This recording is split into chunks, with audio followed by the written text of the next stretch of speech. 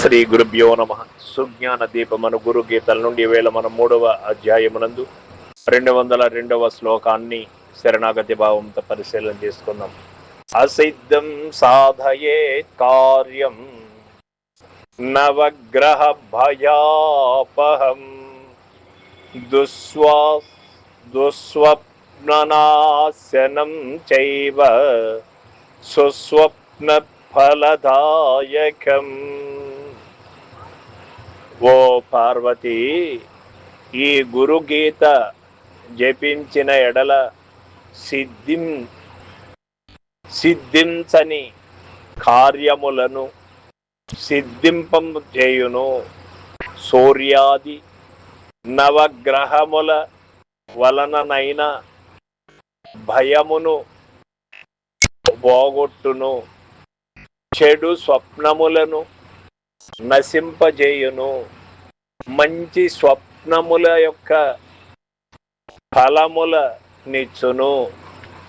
అంతటి శక్తి కలదు ఈ యొక్క గురుగీతలు. ఎవరైతే శరణాగతి భావముతో ఈ ప్రపంచములో ఏది కూడా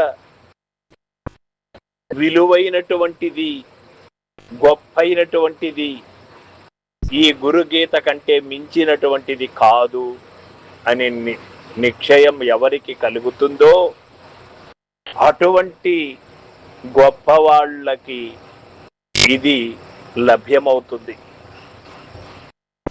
ఈ యొక్క నవగ్రహాలని పూజించిన, ఎన్ని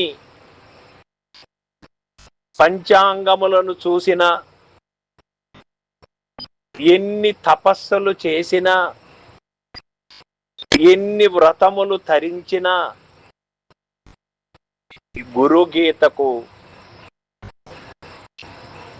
గొప్ప సాటి ఏది కూడా కాదు. సుజ్ఞాన దీపమను గురుగీతలు చదువుకున్నటువంటి ఫలితాన్ని ఇంతకు మించినటువంటిది ఏది కూడా లేదు అని పరమేశ్వరుడు చెబుతూ ఉన్నాడు. కాబట్టి మనము అందరము కూడా గురుగీతలను చదివి అందులో ఫలితాన్ని మనం పొందుపరచి తనలో తాను నిశ్చయముగా ఎవరు చదివి ఎప్పుడు చదువుకుంటారో, ఎవరు నిశ్చయ స్థితి కలిగి ఉంటారో అటువంటి వారు గొప్ప వాళ్ళు అవుతారు. ఇందులో అనుమానమే లేదు.